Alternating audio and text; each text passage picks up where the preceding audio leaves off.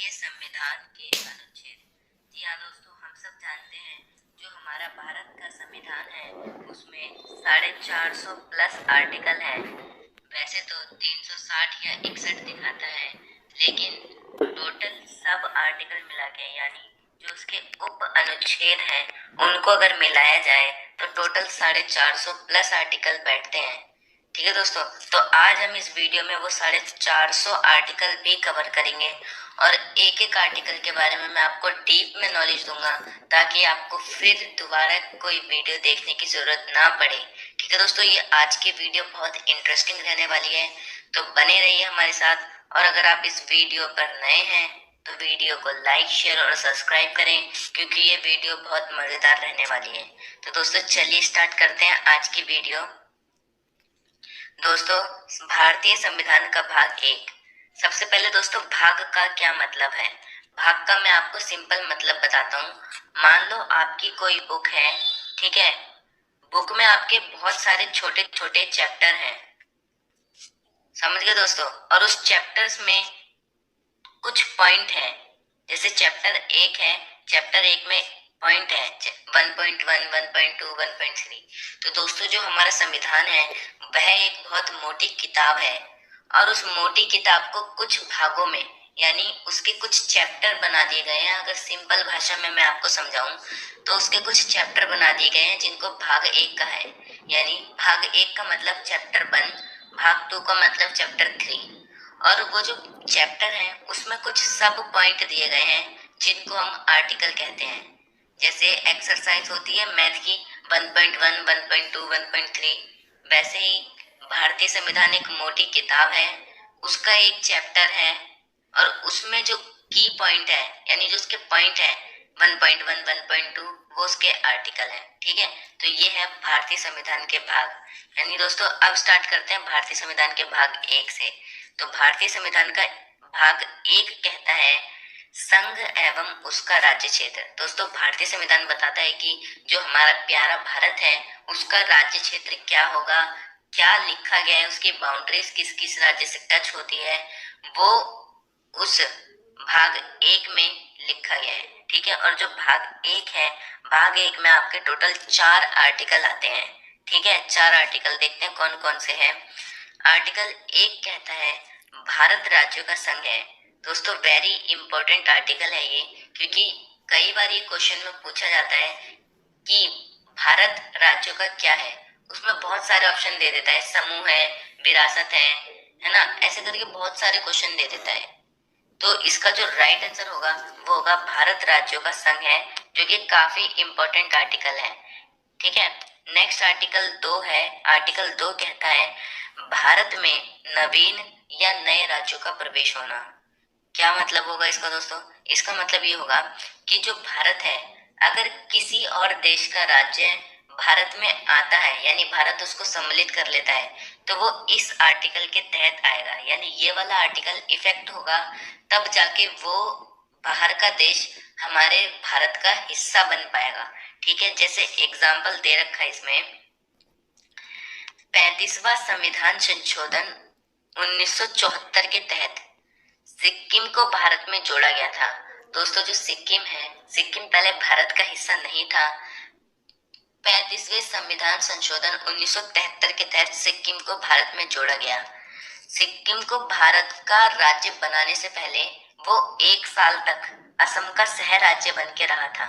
उसको डायरेक्ट भारत में राज्य नहीं बनाया था, उसको पहले असम के साथ जोड़ा गया ताकि वो जो कार्य यानी कागजी कार्यवाही चल रही थी उसको पूरा किया जा रहा था। और दोस्तों 36वें संविधान संशोधन 1975 के तहत सिक्किम को भारत का 22वां राज्य बनाया। ये इंपॉर्टेंट टॉपिक है कि किस आर्टिकल के तहत जो सिक्किम है वो भारत में जुड़ा था, किस संविधान संशोधन के तहत जुड़ा था और कौन से नंबर का राज्य बना था। तो आर्टिकल 2 के तहत सिक्किम भारत में जुड़ा था, है ना। 36वां संविधान संशोधन 1975 के तहत जो है सिक्किम भारत में जुड़ा था और 22वां राज्य बना था सिक्किम भारत का। ठीक है, यानी इससे पहले 21 राज्य और थे हमारे भारत में।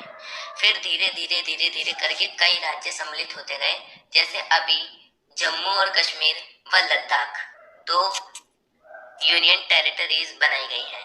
ठीक है, नेक्स्ट है आर्टिकल 3। आर्टिकल 3 कहता है भारत की सीमा के अंदर किसी नए राज्य का प्रवेश होना।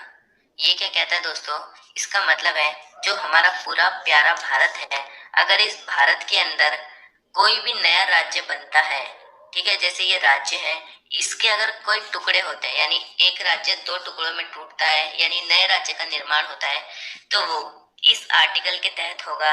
यानी इस आर्टिकल में वो सारे प्रावधान लिखे हैं कि एक नए राज्य को कैसे बनाया जा सकता है, एक नया राज्य कब बन सकता है। ठीक है, तो इसका राइट आंसर होगा भारत की सीमा के अंदर किसी नए राज्य का बनना, आर्टिकल 3। जैसे एग्जाम्पल दे रखा है 30 अक्टूबर 2019 को भारत के राज्य जम्मू कश्मीर को अलग करके दो केंद्र शासित प्रदेश जम्मू कश्मीर और लद्दाख बनाए गए थे। हम सब जानते हैं दोस्तों, जो पहले जम्मू कश्मीर है वो पूरा एक राज्य था, लेकिन अब जो जम्मू कश्मीर है वो दो केंद्र शासित प्रदेशों में टूट चुका है, जिसका है पहला जम्मू व कश्मीर और दूसरा है लद्दाख। इसके टूटने से दोस्तों कई सारी चीजें हैं जो बदल गई हैं। ठीक है, नेक्स्ट क्वेश्चन है आर्टिकल 4। आर्टिकल 4 कहता है अनुच्छेद 1, 2, 3 का पालन करने के लिए किसी संविधान संशोधन की आवश्यकता नहीं है, उसे केवल एक बिल मान के बदला जा सकता है। दोस्तों जो हमारा आर्टिकल 1, आर्टिकल 2, आर्टिकल 3 है, उसको फॉलो करने के लिए कोई संविधान संशोधन की आवश्यकता नहीं है। ये नहीं कि अगर कोई एक राज्य आ रहा है तो हम संविधान संशोधन करें, फिर अगला राज्य आ रहा है तो हम संविधान संशोधन करो, नहीं, हम उसको एक बिल मान के उसको सीधा पारित कर सकते हैं, संसद में ले जाके सबसे अप्रूवल दिलवा के हम उसको पारित कर सकते हैं। ठीक है, तो ये संसद को अधिकार है कि वह आर्टिकल 1, 2, 3 में परिवर्तन कर सकती है, वो भी एक बिल मान के। ठीक है, नेक्स्ट भाग 2। दोस्तों जो संविधान का भाग 2 है वो हमें नागरिकता के विषय में बताता है, और इसमें जो है टोटल 5 से लेके 11 आर्टिकल है, यानी 5 से लेके 11 तक इसमें आर्टिकल आते हैं। अब आर्टिकल 5 क्या कहता है, नागरिकता की परिभाषा, यानी जो आर्टिकल 5 है वो हमारी नागरिकता की परिभाषा देता है। ठीक है, आर्टिकल 6 क्या कहता है, विभाजन के समय पाकिस्तान से भारत आने वाले लोगों की नागरिकता के विषय में बताता है। यानी जब हमारे देश का विभाजन हो रहा था 1947 में, तो जो पाकिस्तान से भारत आए थे वो इस आर्टिकल के तहत आए थे, यानी उनका जो प्रावधान है वो इस आर्टिकल में है। ठीक है, आर्टिकल 7 क्या कहता है, विभाजन के समय भारत से पाकिस्तान जाने वाले लोग, यानी दोस्तों जो भारत से पाकिस्तान गए थे जब 1947 में विभाजन हो रहा था, तो लोग पाकिस्तान से भारत आ रहे थे, भारत से पाकिस्तान आ रहे थे, तो उसके विषय में आर्टिकल 6, आर्टिकल 7 में बताया गया है उनकी नागरिकता के विषय में। ठीक है, नेक्स्ट आर्टिकल है इसमें आर्टिकल 8, जो कि भारतीय मूल के लोगों के लिए प्रावधान करता है। भारतीय मूल का मतलब है दोस्तों NRI, यानी नॉन रेजिडेंट इन इंडिया, जो होते भारतीय हैं लेकिन विदेशों में रहते हैं, भारत में उनका आना जाना होता रहता है कभी कभार, तो उनके विषय में जो प्रावधान किए गए हैं वो आर्टिकल 8 में किए गए हैं। आर्टिकल 9 में क्या किया गया है, आर्टिकल 9 में नागरिकता का निलंबन किया गया है। दोस्तों वेरी वेरी इंपॉर्टेंट आर्टिकल है, कई बार क्वेश्चन पेपर में आ चुका है कि किस आर्टिकल के तहत एक व्यक्ति को नागरिकता को निलंबन किया जा सकता है। तो दोस्तों आर्टिकल 9 है, वो ये अधिकार देती है कि भारत सरकार चाहे तो किसी भी व्यक्ति की नागरिकता को निलंबित कर सकती है, लेकिन वो ऐसे ही किसी की नागरिकता को निलंबित नहीं करेगी जब तक वह दिवालिया ना हो, तब तक वह देशद्रोही ना हो, या कुछ अन्य काम जो इस आर्टिकल में लिखे हैं वो ना करे। ठीक है, आर्टिकल 10 कहता है नागरिकता का अधिकार, यानी दोस्तों हमारी जो नागरिकता है उसके अधिकारों के बारे में आर्टिकल 10 में लिखा गया है। ठीक है, नेक्स्ट आर्टिकल है आर्टिकल 11। आर्टिकल 11 क्या कहता है, संसद को अधिकार है कि वह नागरिकता कानून में संशोधन कर सकती है।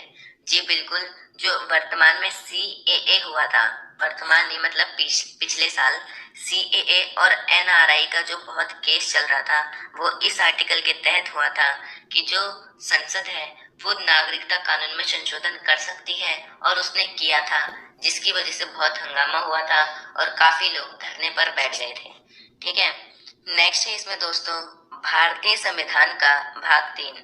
दोस्तों भारतीय संविधान का भाग 3 बताता है हमारे मौलिक अधिकारों के बारे में, यानी जो व्यक्ति के मौलिक अधिकार हैं उनको भाग 3 में लिखा गया है, जिसमें बहुत सारे आर्टिकल आते हैं। ठीक है दोस्तों, इसमें कम से कम 12 से 35 आर्टिकल आते हैं, यानी 12 से 35 तक के जो आर्टिकल हैं वो हम इसमें पढ़ेंगे। और दोस्तों ये जो मौलिक अधिकार है इसको यूएसए यानी अमेरिका से लिया गया है। दोस्तों जो हमारे मौलिक अधिकार हैं, पहले इसके विषय में जान लेते हैं थोड़ा। मौलिक अधिकारों की प्रथम मौखिक मांग किसने की थी?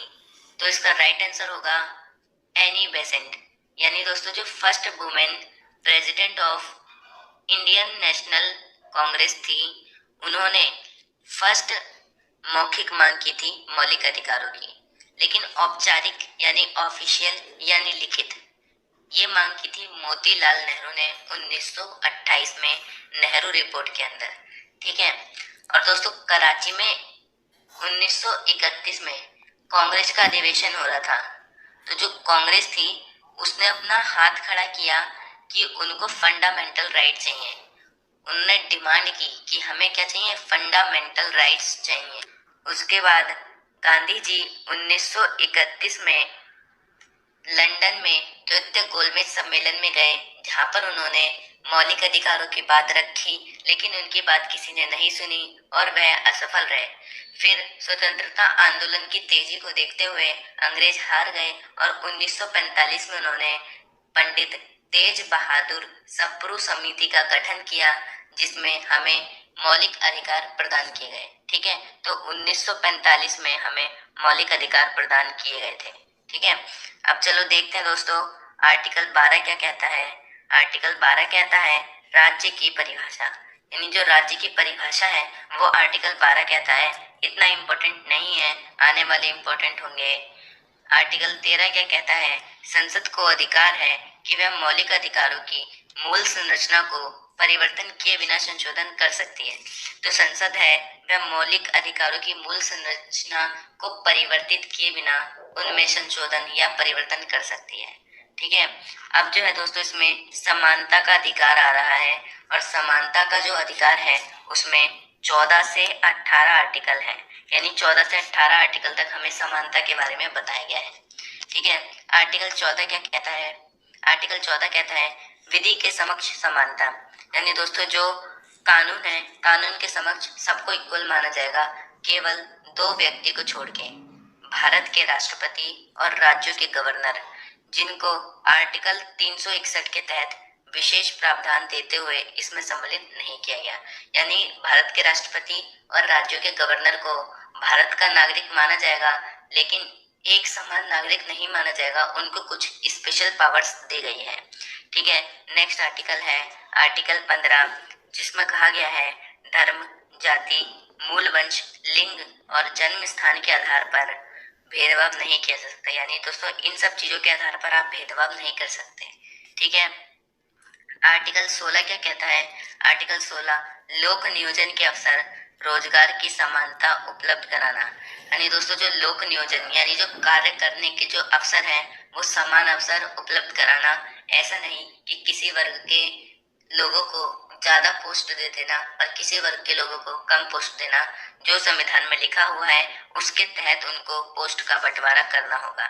आर्टिकल 16(4) कहता है, जो कि एक उप अनुच्छेद है आर्टिकल 16 का, ये कहता है पदों पर SC ST का आरक्षण का प्रावधान, यानी आर्टिकल 16(4) के तहत पदों पर SC व ST के आरक्षण का प्रावधान लिखा गया है। ठीक है, नेक्स्ट आर्टिकल है 17, बहुत इंपॉर्टेंट आर्टिकल है, अस्पृश्यता या अछूत परंपरा का अंत। दोस्तों जो आर्टिकल 17 है वो बहुत इंपॉर्टेंट है। ये कहता है कि जो अस्पृश्यता थी और अछूत परंपरा थी, अब उसका अंत कर दिया गया है। अब उसको अगर कोई यदि उसका पालन करेगा तो उसको इस आर्टिकल के तहत दंडित किया जाएगा। ठीक है, आर्टिकल 18 भी काफी इंपॉर्टेंट है दोस्तों। ये कहता है उपाधियों का अंत। दोस्तों जो उपाधियां हैं उनका अंत इस आर्टिकल के तहत किया जा सकता है। जैसे दोस्तों CA है, CA इंजीनियर, ये लोग अपने आगे CA या इंजीनियर नहीं लगा सकते अपने नाम के आगे। इसको दोस्तों कानूनी तौर पर गलत माना गया है, लेकिन फिर भी लोग करते हैं। इसमें दोस्तों कुछ लोगों को यानी जो आर्टिकल 18 है, आर्टिकल 18 में कुछ लोगों को छूट दी गई है, जैसे जो रक्षा का क्षेत्र होता है हमारा डिफेंस सेक्टर, जैसे मेजर, कर्नल, जनरल, इन सबको छूट दी गई है कि ये अपने नाम के आगे लगा सकते हैं, जैसे मेजर लिखना है ना, कर्नल लिखना, ये लिख सकते हैं। और दोस्तों जो डॉक्टरेट होते हैं, यानी डॉक्टर नहीं दोस्तों, डॉक्टर भी नहीं लगा सकते, डॉक्टरेट जो पीएचडी करते हैं वो अपने नाम के आगे ये डॉक्टरेट लगा सकते हैं, ठीक है। नेक्स्ट आर्टिकल है इसमें दोस्तों आर्टिकल 19, जो कि हमारे स्वतंत्रता का अधिकार देता है। दोस्तों स्वतंत्रता का अधिकार हमारे 19 से 22 आर्टिकल तक है, ठीक है। तो आर्टिकल 19 बताता है, अनुच्छेद 19 में विभिन्न प्रकार की स्वतंत्रता के बारे में बताया गया है। तो दोस्तों देखते हैं कौन कौन सी स्वतंत्रता है। पहला है 19(1) यानी अनुच्छेद 19(1), इसमें बोलने की स्वतंत्रता, मीडिया की स्वतंत्रता और झंडा फहराने की स्वतंत्रता के विषय में बताया गया है, ठीक है दोस्तों। यानी इस आर्टिकल के तहत हमें इतनी स्वतंत्रता दी गई है। आर्टिकल 2, आर्टिकल 19(2), इसके अंदर शांतिपूर्वक एवं निशस्त्र सम्मेलन करने की स्वतंत्रता के विषय में बताया गया है। जी दोस्तों, जो वर्तमान में या हाल ही की बात करूं, इसमें किसानों ने शांतिपूर्वक व निशस्त्र सम्मेलन किया था, वो इस आर्टिकल के तहत उन्होंने किया था। नेक्स्ट आर्टिकल है आर्टिकल 19(3). 19(3) बताता है दोस्तों संघ या समूह बनाने की स्वतंत्रता, यानी जो भारत है, भारत में हम कहीं भी संघ या समूह बना सकते हैं, ठीक है। 19(4) कहता है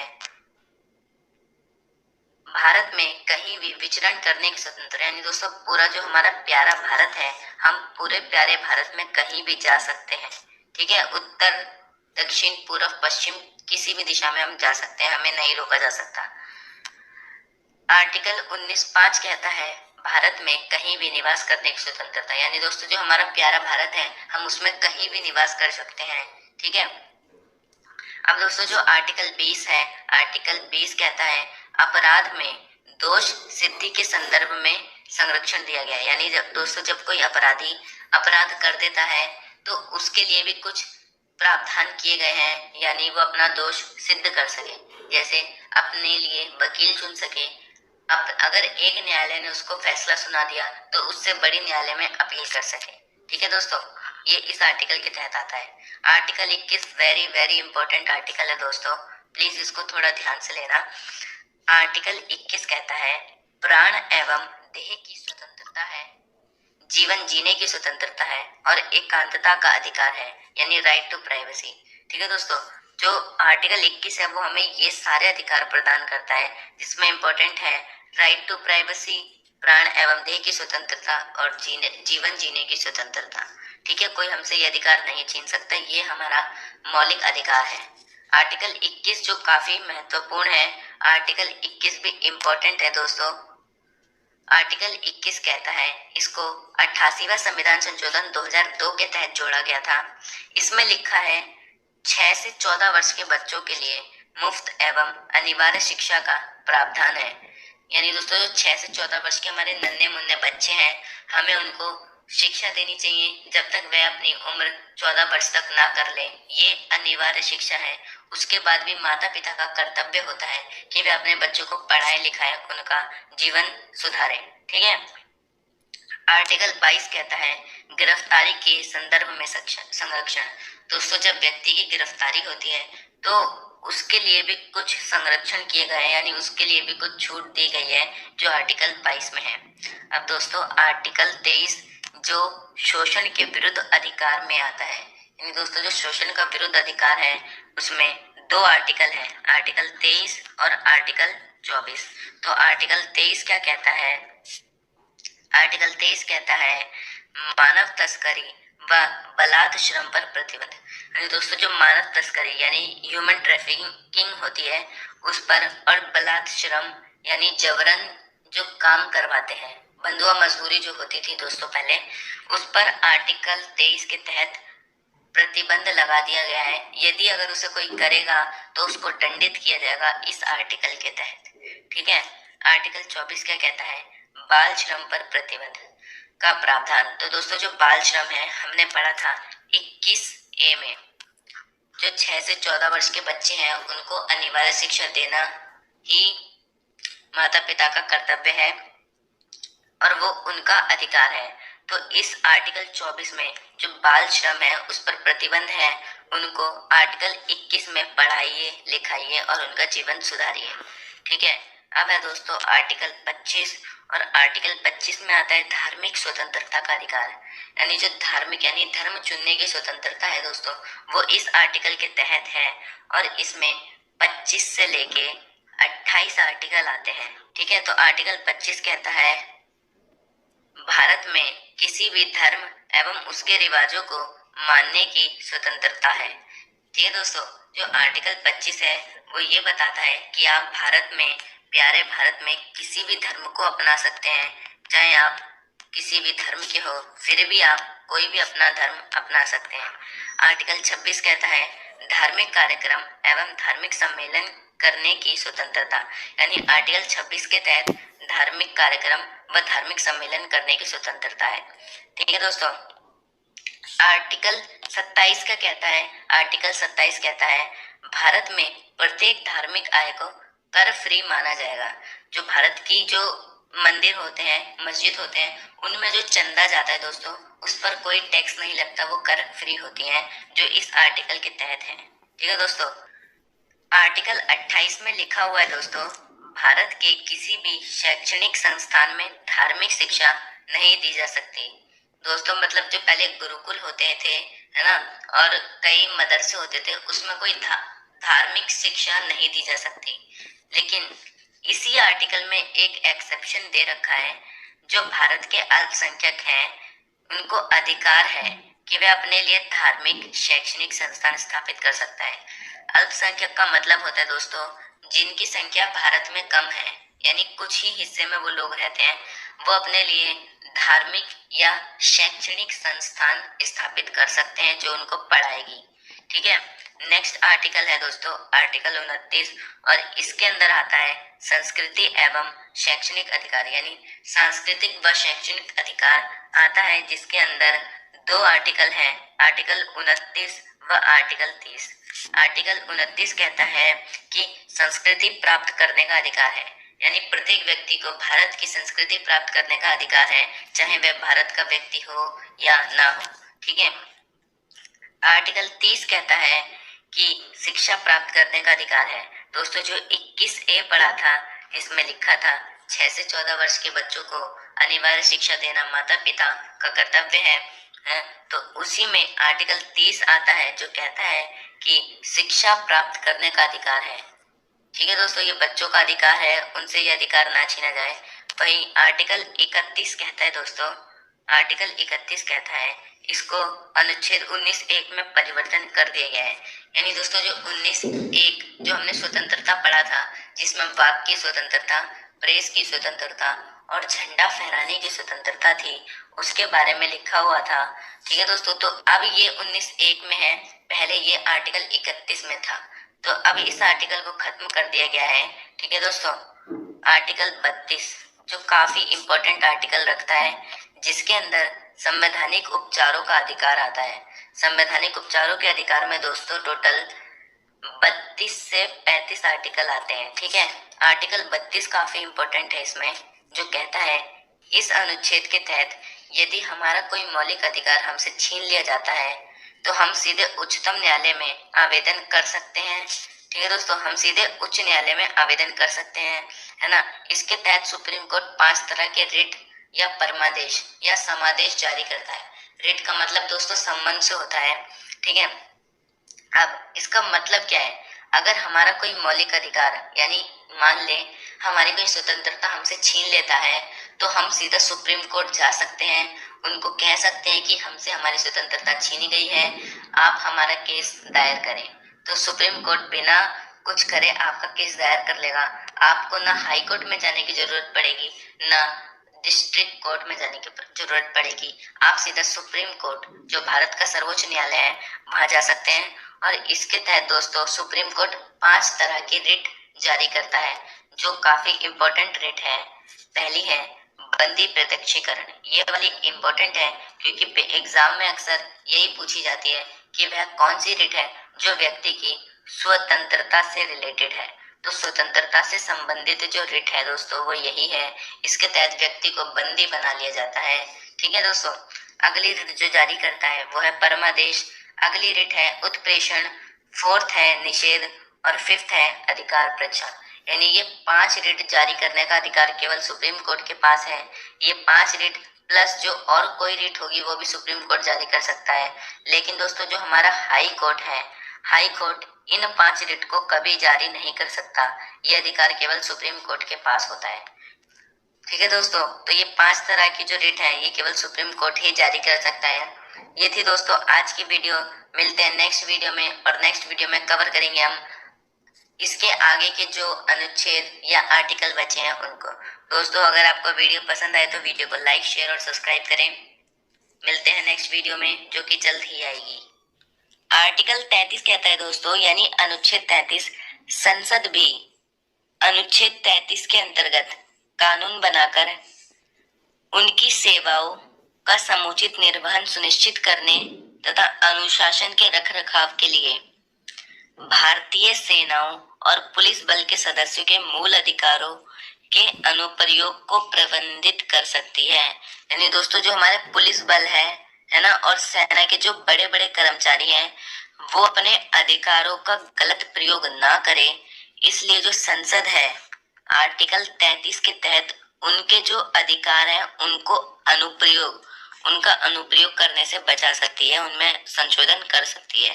ठीक है, आर्टिकल 34 कहता है यह 1948 के संविधान का भाग नहीं था।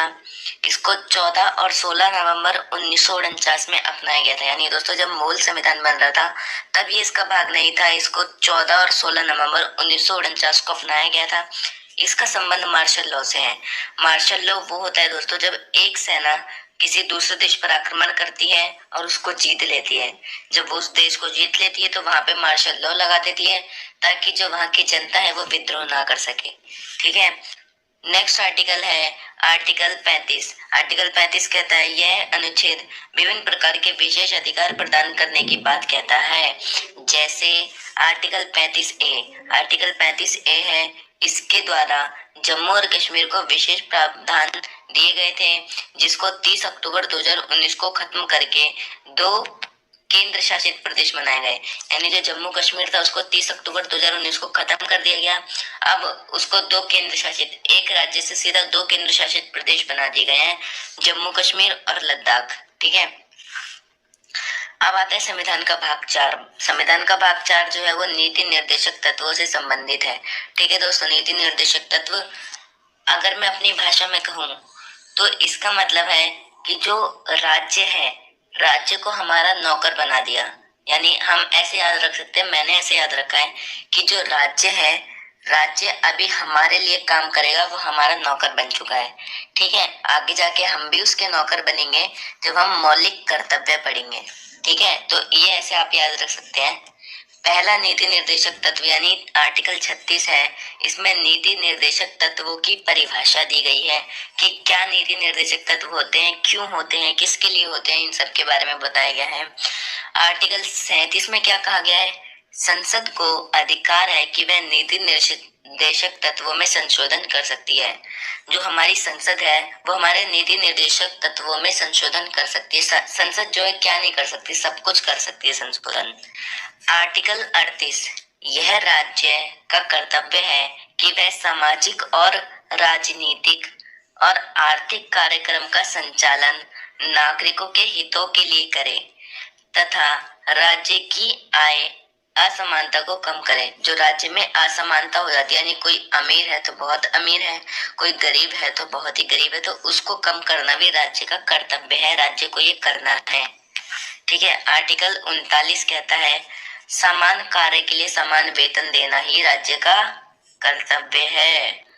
आर्टिकल 39A कहता है समान आय और निशुल्क विधिक सहायता प्रदान करना, यानी जो समान आय है वो प्रदान करना और निशुल्क विधिक यानी कानूनी सहायता प्रदान करना, जैसे पुलिस हो गया है ना, कोर्ट में फ्री वकील हो गए, ये प्रदान करना।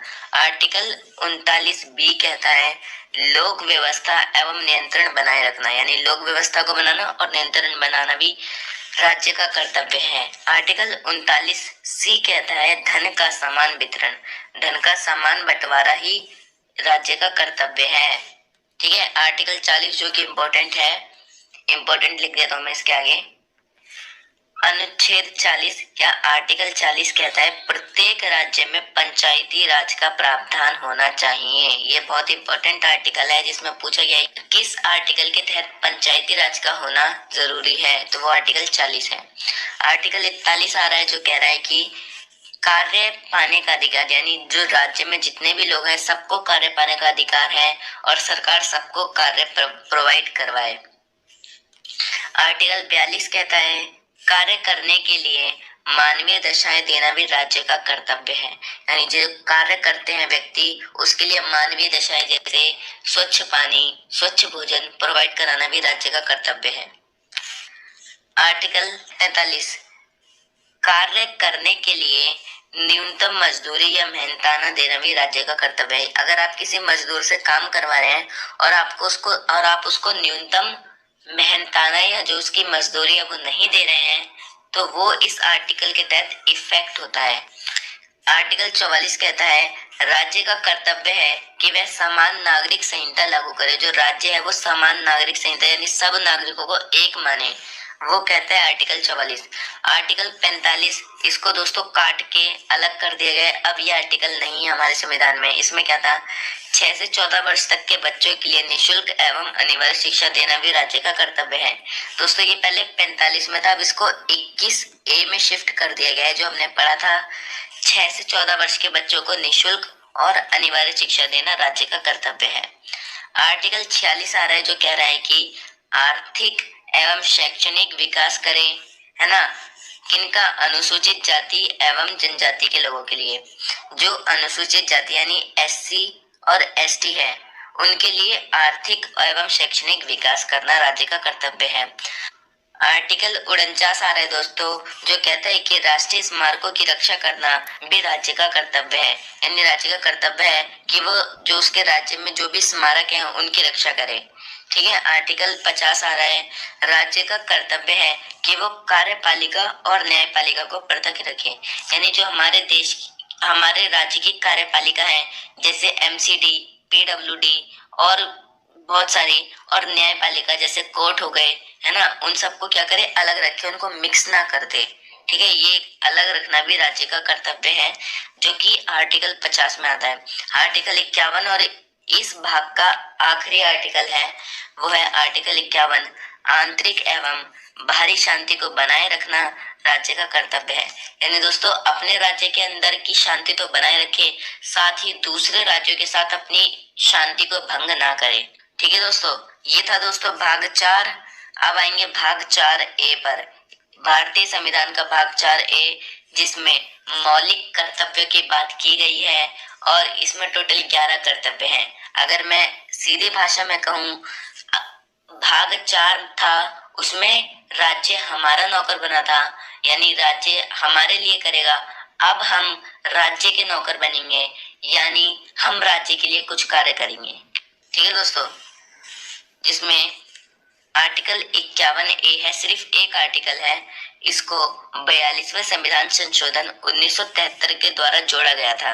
ठीक है, जिसको रूस के संविधान से अपनाया गया है, यानी जो मौलिक कर्तव्य हैं वो रूस के संविधान से लिए गए हैं और टोटल इसमें 11 मौलिक कर्तव्य हैं जो हमें हमारे देश, हमारे राज्य जो है उसके लिए करना चाहिए। पहला क्या है, प्रत्येक नागरिक का ये कर्तव्य होगा कि वह संविधान का पालन करे, सबसे बड़ा कर्तव्य है, और उसके आदर्शों, संस्थाओं, राष्ट्रध्वज और राष्ट्रगान का आदर करे। ठीक है दोस्तों, नेक्स्ट है स्वतंत्रता के लिए हमारे राष्ट्रीय आंदोलन को प्रेरित करने वाले उच्च आदर्शों को हृदय में संजोए रखे और उनका पालन करे। ठीक है दोस्तों, नेक्स्ट है इसमें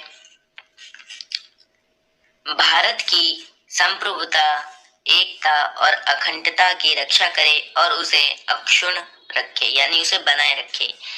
और अगला है इसमें देश की रक्षा करे, काफी इंपॉर्टेंट है। नेक्स्ट है इसमें भारत के सभी लोगों में समरसता और समान भ्रातृत्व यानी समान बंधुत्व की भावना का निर्माण करे। नेक्स्ट है इसमें भारत के सभी लोगों में समरसता और समान भ्रातृत्व यानी समान भाईचारा की भावना का निर्माण करें।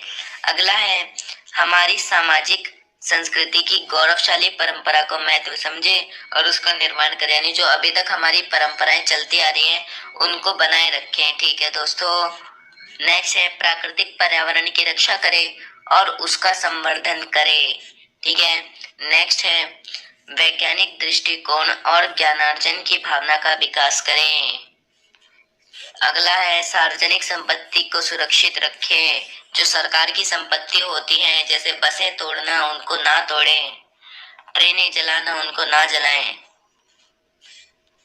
अगला है व्यक्तिगत एवं सामूहिक गतिविधियों के सभी क्षेत्रों में उत्कर्ष की ओर बढ़ने का सतत प्रयास करें। अगला है दोस्तों माता पिता या संरक्षक द्वारा 6 से 14 वर्ष के बच्चों हेतु प्राथमिक शिक्षा प्रदान कराना।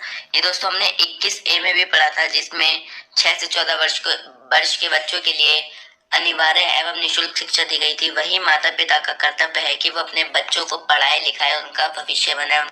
अब दोस्तों 51A के बाद जो है आर्टिकल 52 डिस्कस करेंगे, जो कि भाग 5 में आता है। ठीक है दोस्तों। आर्टिकल 52 क्या कहता है दोस्तों? यह आर्टिकल भारत में राष्ट्रपति पद के होने की व्याख्या करता है। यानी दोस्तों जो भारत में राष्ट्रपति का पद है वह इसी आर्टिकल के तहत है। अगर हम इस आर्टिकल को हटा देंगे तो भारत में जो राष्ट्रपति होने का पद है वह भी समाप्त हो जाएगा। ठीक है दोस्तों। तो ये बताता है आर्टिकल 52। उसके बाद आर्टिकल 53 क्या कहता है? आर्टिकल 53 देखिए दोस्तों दो बातें कहता है। संघ की कार्यपालिका की सभी शक्तियां राष्ट्रपति में निहित होती हैं। दोस्तों जो राष्ट्रपति है उसमें जो संघ है हमारा, जो कि पूरा भारत है, उसकी जो कार्यपालिका की सारी शक्तियां हैं, ठीक है दोस्तों, वो किस में है? राष्ट्रपति में होती हैं सारी शक्तियां। ठीक है।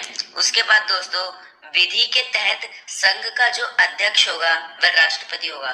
दोस्तों अगर हम लीगली देखें तो जो संघ का अध्यक्ष होता है वो राष्ट्रपति होता है। अभी भी दोस्तों हमारा जो राष्ट्रपति है उसी के नाम से हम वर्ल्ड के जो इतने सारे कंट्रीज हैं उनके साथ जो है व्यापार करते हैं या ट्रेड करते हैं। ठीक है दोस्तों। प्रधानमंत्री के नाम से इसमें हम ट्रेड नहीं करते। जो भारत का राष्ट्रपति है उसी के नाम से उसी के सिग्नेचर होते हैं दोस्तों, तभी जो है हम कोई चीज खरीदते हैं या बेच पाते हैं। ठीक है दोस्तों। आर्टिकल 54 कहता है दोस्तों राष्ट्रपति का चुनाव इसी आर्टिकल में आता है। दोस्तों जो राष्ट्रपति का चुनाव होता है कि राष्ट्रपति जो है चुनाव की एक प्रक्रिया द्वारा नियुक्त किया जाएगा, वो इसी आर्टिकल के तहत बताया गया है। और ये काफी बड़ा आर्टिकल है, इसीलिए मुझे इसको शॉर्ट में लिखना पड़ा। वैसे ही आपके एग्जाम में नहीं आएगा, लेकिन अपनी नॉलेज के लिए दोस्तों आपको याद रखना है। आर्टिकल 55 जो कि काफी इंपॉर्टेंट आर्टिकल है।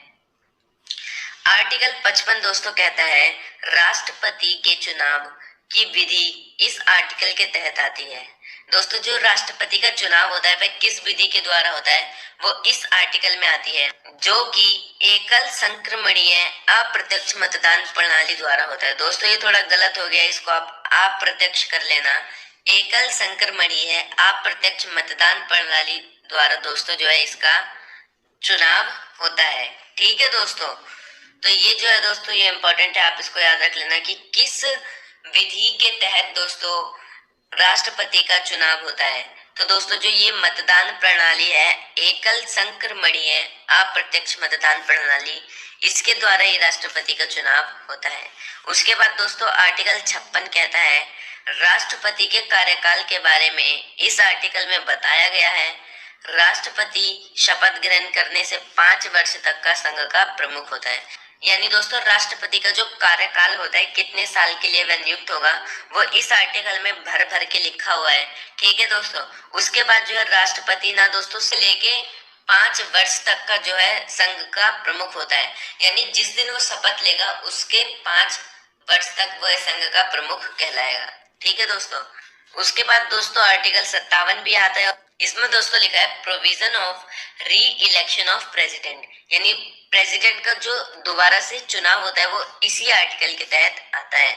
ठीक है दोस्तों। आर्टिकल 58 कहता है दोस्तों राष्ट्रपति के पद के लिए जितनी भी योग्यताएं होती हैं वह इस आर्टिकल में बताई गई हैं कि राष्ट्रपति के पद के लिए आपके पास क्या क्या होना चाहिए। दोस्तों आप भी जो है राष्ट्रपति बन सकते हैं, बस आप इन सारी चीजों को फॉलो करने चाहिए।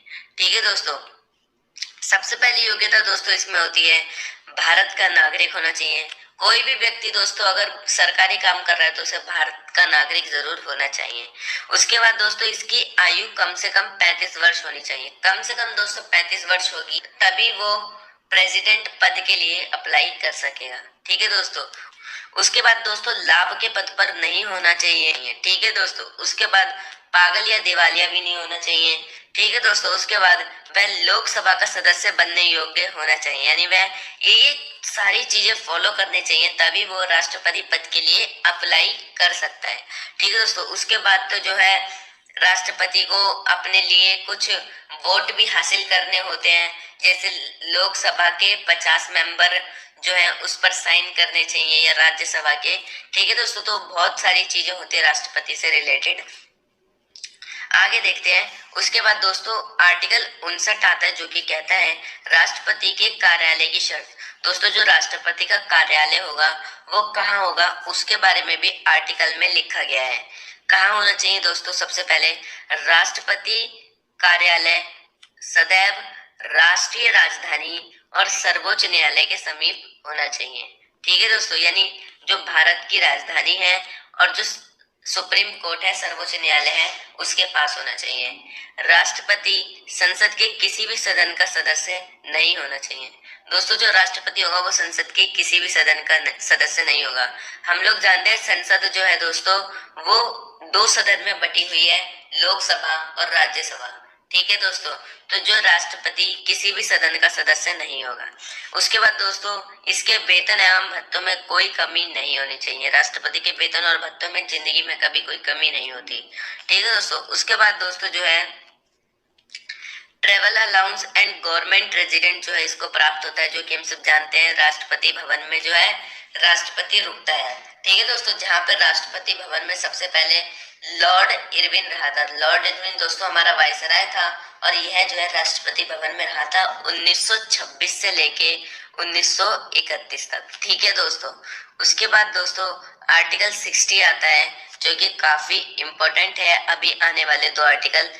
आर्टिकल 60 कहता है दोस्तों राष्ट्रपति के शपथ लेने की व्याख्या इस आर्टिकल में की गई है।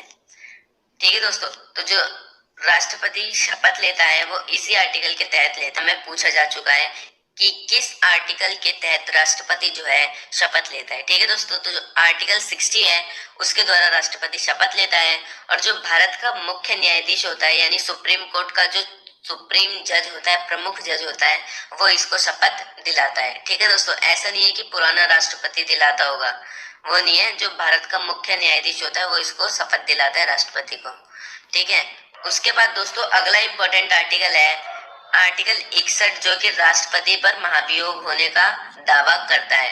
यानी दोस्तों जो राष्ट्रपति है, राष्ट्रपति को उसके पद से निकाल देना ही महाभियोग कहलाता है। ठीक है दोस्तों, उसका जो 5 वर्ष का कार्यकाल है उसके पूरे होने से पहले ही राष्ट्रपति को उसके पद से निष्कासित करवा देना या कर देना महाभियोग कहलाता है।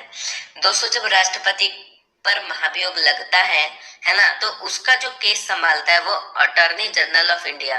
ठीक है दोस्तों, आपने नाम सुना होगा, ये कई ने पहली बार सुना होगा लेकिन मेनली सबने सुना है अटॉर्नी जनरल ऑफ इंडिया। दोस्तों भारत का जो राष्ट्रपति होता है उस पर जब महाभियोग लगता है तो उसका जो केस है दोस्तों वो यही संभालता है।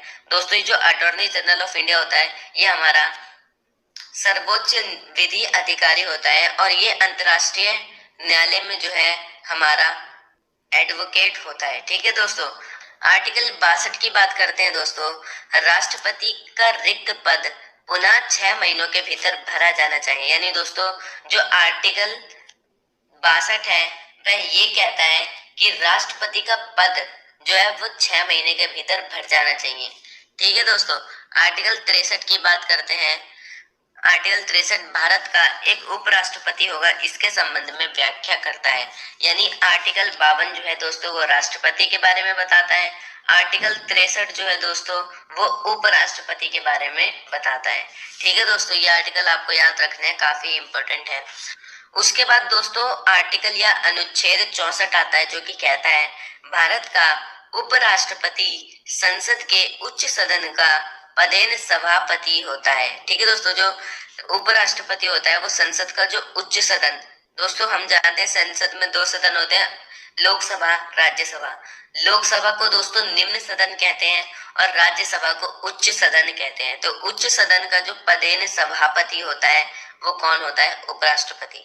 ठीक है दोस्तों, आर्टिकल 65 की बात करेंगे। आर्टिकल 65 कहता है दोस्तों, राष्ट्रपति की अनुपस्थिति में उपराष्ट्रपति ही राष्ट्रपति का कार्यभार संभालेगा।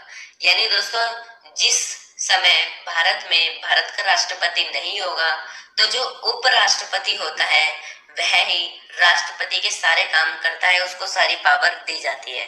ठीक है दोस्तों, उसके बाद आर्टिकल 66 कहता है दोस्तों, इसमें उपराष्ट्रपति का निर्वाचन की व्याख्या की गई है। दोस्तों जो उपराष्ट्रपति का निर्वाचन होता है वो आर्टिकल 66 के तहत होता है। इसके बारे में पूरी व्याख्या जो है लिखी गई है। इतना इंपॉर्टेंट नहीं है, आपको याद करने की जरूरत नहीं है, बस समझने की जरूरत है। ठीक है दोस्तों, उसके बाद दोस्तों आर्टिकल 67 आता है, जो कि कहता है इसमें उपराष्ट्रपति के कार्यकाल की व्याख्या की गई है, जो कि 5 वर्ष होता है। ये भी दोस्तों आपको याद करने की जरूरत नहीं है, बस समझ लेना कि जो उपराष्ट्रपति का कार्यकाल होता है वो भी 5 वर्ष होता है, और जो अभी हमने पढ़ा था कि राष्ट्रपति का कार्यकाल वो भी 5 वर्ष का होता है। ठीक है दोस्तों, उसके बाद दोस्तों आर्टिकल 67A आता है, आर्टिकल 67A।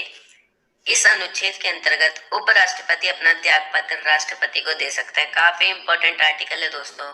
ये पूछा जाता है कि किस आर्टिकल के तहत उपराष्ट्रपति अपना त्याग पत्र, अपना रिजाइन लेटर जो है राष्ट्रपति को दे सकता है। तो आर्टिकल 67A के तहत जो है उपराष्ट्रपति अपना रिजाइन जो है राष्ट्रपति को देता है। ठीक है दोस्तों, उसके बाद दोस्तों आता है आर्टिकल 67B। आर्टिकल 67B दोस्तों ये कहता है इसके अंतर्गत उपराष्ट्रपति का पद से निष्कासन के बारे में बताया गया है कि उपराष्ट्रपति का पद का निष्कासन है वो किस किस तरह हो सकता है। ठीक है दोस्तों, इसी आर्टिकल में दोस्तों जो है उपराष्ट्रपति की योग्यताएं भी बताई गई है कि क्या क्या योग्यताएं होनी चाहिए उपराष्ट्रपति बनने के लिए। सबसे पहला वह भारत का नागरिक होना चाहिए। आयु दोस्तों जो उसकी एज है वो कम से कम 35 वर्ष होनी चाहिए। दोस्तों कभी कभार जो है एज से भी पूछ लेता है कि राष्ट्रपति बनने के लिए न्यूनतम आयु कितनी चाहिए। तो दोस्तों न्यूनतम आयु जो है 35 वर्ष चाहिए। अगर व्यक्ति 35 वर्ष का नहीं होगा तो वो उपराष्ट्रपति या राष्ट्रपति पद के लिए अप्लाई नहीं कर सकता। उसके बाद दोस्तों लाभ के पद पर ना हो। ठीक है दोस्तों, जो राष्ट्रपति उपराष्ट्रपति है वो लाभ के पद पर ना हो। उसके बाद वह राज्यसभा का सदस्य बनने की योग्यता रखता हो। यानी दोस्तों जो राज्यसभा है उसका जो है सदस्य बनने की योग्यता रखनी चाहिए। ठीक है दोस्तों, होना नहीं चाहिए, मतलब इसमें दोस्तों सदस्य होना नहीं चाहिए, बस योग्यता रखता हो। ठीक है दोस्तों, उसके बाद दोस्तों आर्टिकल 68 आता है। आर्टिकल 68 कहता है दोस्तों उपराष्ट्रपति के पद में रिक्ति को भरने के लिए निर्वाचन करने और समय और आकस्मिक रिक्ति को भरने के लिए निर्वाचित व्यक्ति की पदावधि।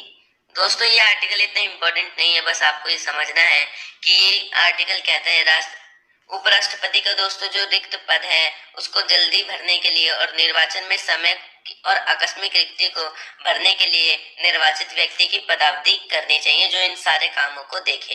ठीक है दोस्तों, उसके बाद आर्टिकल 69 आता है दोस्तों।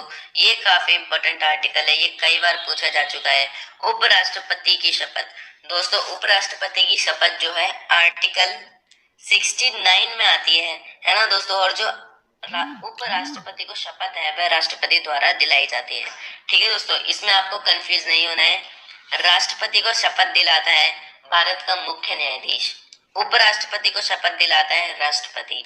ठीक है दोस्तों, तो ये जो है आपको याद रखना है। आर्टिकल 69 काफी इंपॉर्टेंट आर्टिकल है। उसके बाद आर्टिकल 70 आता है दोस्तों, अनुच्छेद 70। अन्य आकस्मिकताओं में राष्ट्रपति के कर्तव्यों का निर्वहन। दोस्तों अगर कभी आकस्मिकता पड़े, कभी इमरजेंसी पड़े, तो जो राष्ट्रपति के कर्तव्य होते हैं उसका निर्वहन जो है उपराष्ट्रपति करेगा। ठीक है दोस्तों, उसके बाद दोस्तों आर्टिकल 71 आता है, अनुच्छेद 71 71, उपराष्ट्रपति की रिक्त पद पुनः ये तुरंत भरा जाना चाहिए। दोस्तों जो उपराष्ट्रपति का रिक्त पद है वो तुरंत भरा जाना चाहिए। उपराष्ट्रपति के निर्वाचन को यह कहकर रद्द नहीं किया जा सकता कि वह संसद में कम सदस्य मौजूद थे। दोस्तों जो उपराष्ट्रपति का जो निर्वाचन है उसमें अगर कम सदस्य भी होंगे तब भी जो है उसका निर्वाचन जरूर होगा, उसको रद्द नहीं किया जा सकता। ठीक है दोस्तों। उसके बाद दोस्तों अगला जो है आर्टिकल 72 काफी इंपॉर्टेंट आर्टिकल है जो कि राष्ट्रपति से संबंधित है, राष्ट्रपति की क्षमादान करने की शक्ति। दोस्तों जो राष्ट्रपति होता है वह किसी भी अपराधी के अपराध को क्षमा कर सकता है, यहाँ तक कि वह मृत्यु दंड या फांसी तक को भी क्षमा कर सकता है। ठीक है दोस्तों। तो वो इसी आर्टिकल के तहत जो है राष्ट्रपति कर सकता है। आर्टिकल 73 कहता है दोस्तों संघ की कार्यपालिका की शक्ति का विस्तार। दोस्तों आर्टिकल 73 संघ की जो कार्यपालिका की शक्ति है उसके विस्तार के बारे में वर्णित करता है। आर्टिकल 74 कहता है दोस्तों वहीं पे राष्ट्रपति को सलाह देने के लिए संघ का मंत्री परिषद होगा जिसका प्रमुख प्रधानमंत्री होगा।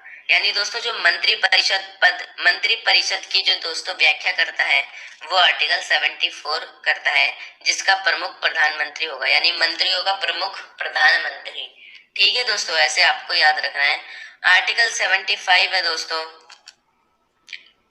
आर्टिकल 75 कहता है प्रधानमंत्री की नियुक्ति राष्ट्रपति द्वारा तथा मंत्री परिषद की नियुक्ति प्रधानमंत्री की सलाह पर राष्ट्रपति करता है। दोस्तों ये लाइन तो आप क्लियर समझ गए होंगे कि प्रधानमंत्री की जो नियुक्ति है दोस्तों राष्ट्रपति के द्वारा की जाती है। ऐसा नहीं है कि दोस्तों सीधा राष्ट्रपति आया और किसी को भी उठा के प्रधानमंत्री बना देगा।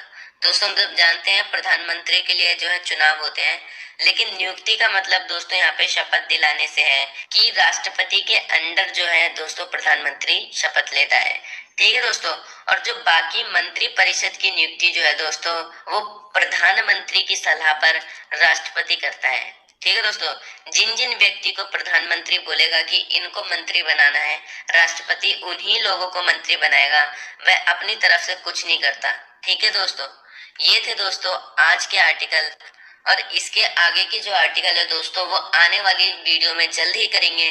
दोस्तों ये वीडियो काफी इंपॉर्टेंट वीडियो है और बहुत इंफॉर्मेटिव वीडियो है दोस्तों।